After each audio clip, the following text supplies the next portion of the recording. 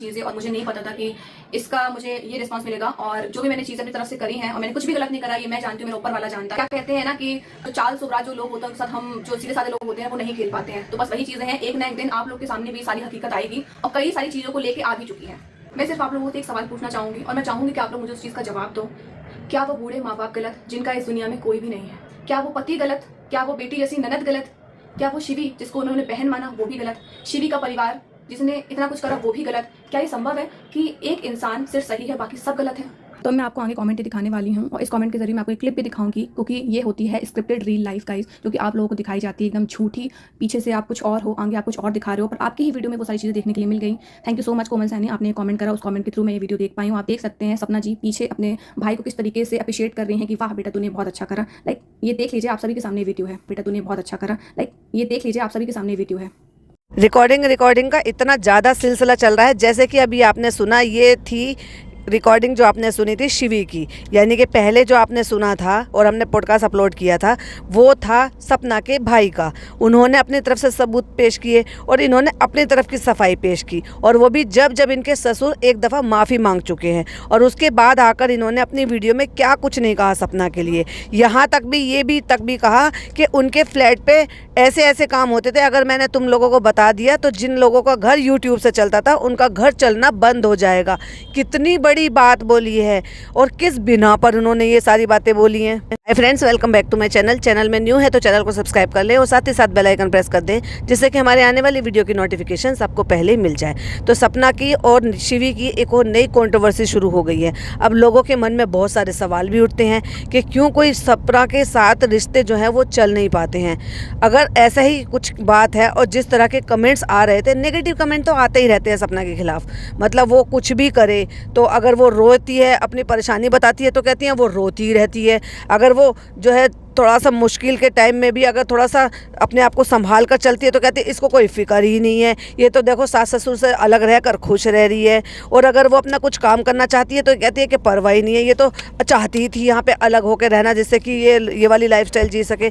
भाई ये दुनिया है, दुनिया तो बिल्कुल चैन से जीने ही नहीं देती है। अब एक और नई प्रॉब्लम आ गई, जिस सहेली की वजह से वो घर छोड़कर इतनी जगह पे इतना खर्चा करके उसने यहाँ पर मकान लिया, इस सहारे से कि भाई वो सहेली है, उसकी फैमिली है। हालांकि ये डिसीजन गलत था, मेरे हिसाब से ये डिसीजन सरासर गलत था, क्योंकि इंसान अगर अकेला है और करने वाला कोई नहीं है, साथ में रहने वाला कोई नहीं है, और किसी ना किसी की परमानेंट इनको सहारे की ज़रूरत भी है, यानी कि या तो इनकी मम्मी रहे या इनका भाई रहे या इनकी भाभी रहे, तो फिर ऐसे वक्त में फिर उनका घर देखने में दिक्कत होती है। तो ऐसे टाइम पर जो डिसीजन इन्होंने अब लिया वो डिसीजन उनको तब ले लेना चाहिए था जब इनके साथ ये इतनी सारी प्रॉब्लम नहीं होती। लेकिन अब क्या करें, ये या तो बेचारी की किस्मत ही ख़राब कह लो कि उसकी शायद किस्मत में यही सब लिखा है। और अब जो सारी बातें हैं, इतनी बातें बोली हैं कि जो चीज़ें होती हैं वो तो आपने देख ही लिया कैमरे पे, लेकिन कुछ चीज़ें ऐसी भी होती हैं जो बिना कैमरे के भी होती है, जो सिर्फ मुझे पता है। और अगर मैं इतनी बातें बताऊंगी ना तो आप लोग हैरान हो जाओगे कि ये जितनी बेचारी बनती है उतनी बेचारी ये है नहीं। तो क्या कहना चाह रही हैं कि ये हमेशा जो है बेचारी बनकर ये सब नाटक करते थे। खुदा ना करे किसी के साथ भी ऐसा हो जितना उसने झेला है।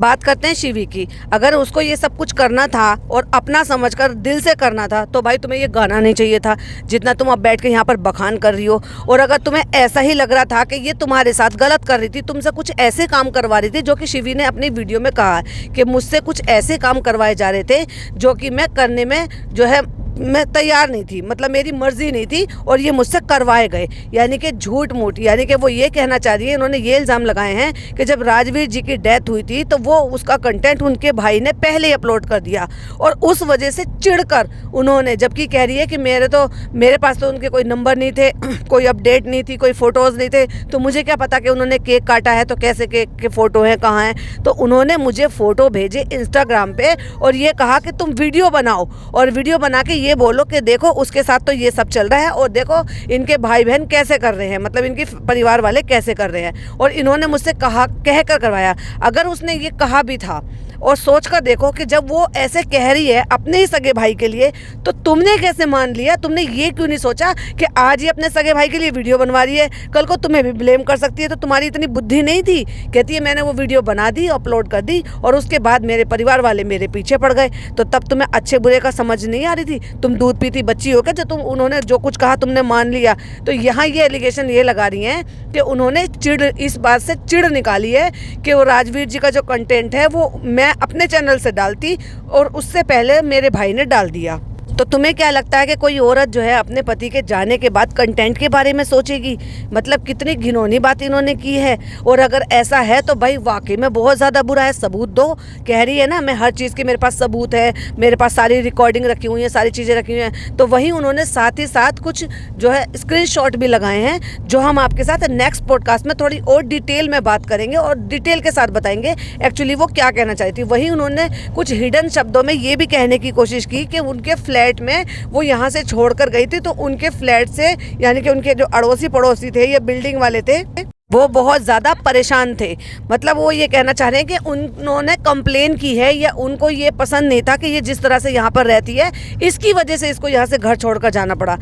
मतलब आप समझ रहे हो ये कितना बड़ा एलिगेशन है एक विधवा के लिए, एक ऐसे जो एक सिंगल मदर है उसके लिए जो अकेली तो रहती ही नहीं है। वो भाई अपने भाई के साथ, माँ के साथ, बाप के साथ रहती है और इस औरत को शर्म नहीं आई इस तरह के इल्ज़ाम लगाते हुए? चाहे भले ओपनली कुछ ना कहा हो लेकिन जिस तरह से कहा, जिस लहजे से कहा, वो बहुत कुछ बयां कर रहा था।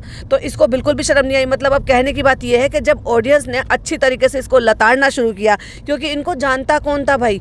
इनको सपना की वजह से तो लोग जानते थे। क्यों? क्योंकि उन्होंने सपना के ऐसे टाइम पर मदद की थी, तब लोगों ने कहा कि हाँ देखो कितना अच्छा परिवार है। और दूसरी बात, सबसे बड़ा सबूत तो इस चीज़ का है कि जब तुम्हारे ससुर तुम्हारा सपोर्ट ना करके, अपने बेटे का सपोर्ट ना कर वो सपना से हाथ जोड़कर माफ़ी मांग रहे हैं, तो उन्हें कहीं ना कहीं कोई ना कोई बात में तो सच्चाई लगी होगी ना, या उन्हें कहीं ना कहीं विश्वास सपना पे ज़्यादा होगा तुम लोगों से ज़्यादा। वो बहुत अच्छी तरीके से अपने बहू बेटों को जानते होंगे, लेकिन जितने टाइम उन्होंने सपना के साथ बिताया या सपना को जितने टाइम में जाना, वो उनके लिए इतना काफ़ी था कि वो हाथ जोड़कर माफ़ी मांग रहे थे और ये कह रहे थे कि जहाँ पे भी तुम हो या तो हम वहाँ पर आ जाते हैं या बेटा तुम आ जाओ, ये तुम्हारा अपना घर है। जहाँ सपना ने बार बार डिनाई किया कि नहीं बेटी तो नहीं हूँ मैं, कभी बेटी तो नहीं बन सकती उस घर की और ना ही मैं कभी आपकी दहलीज पर कदम रखूँगी।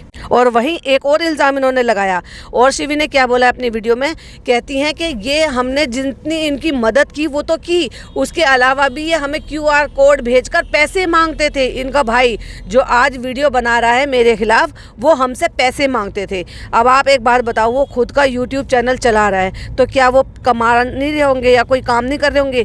खुद जो है उसकी जो बहन है वो इतना अच्छा अर्न कर रही है कि अपने खर्चे पूरे बराबर कर रही है। भाई ये कम बात नहीं है कि एक जगह से उखड़कर दूसरी जगह जम जाना। वहाँ पर जो भी ये 2 महीने का एडवांस था या 1 महीने का एडवांस था मकान का, मुझे नहीं पता।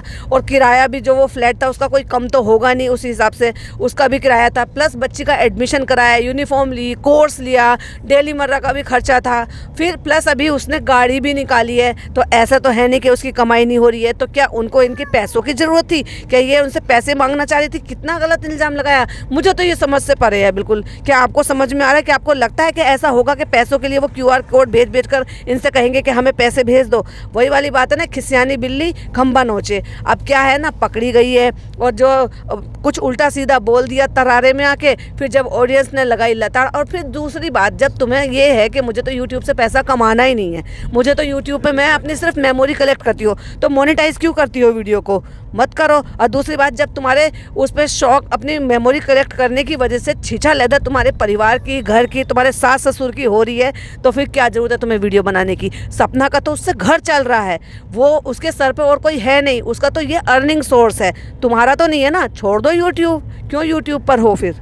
ऐसे और न जाने कितने सारे इल्ज़ाम हैं जो शिवी ने लगाए हैं, वो हम डिटेल में आपके साथ पॉडकास्ट में विद प्रूफ में आपके साथ शेयर करूंगी। ये तब तक के लिए इस वीडियो को यहीं एंड करती हूँ। आई होप आपको पसंद आई हो तो लाइक शेयर कीजिएगा, चैनल पे पहली बार आए हैं तो सब्सक्राइब कीजिएगा। फिर मिलती हूँ एक और नई अपडेट के साथ। टिल देन बाय बाय, अल्लाह हाफिज़, टेक केयर।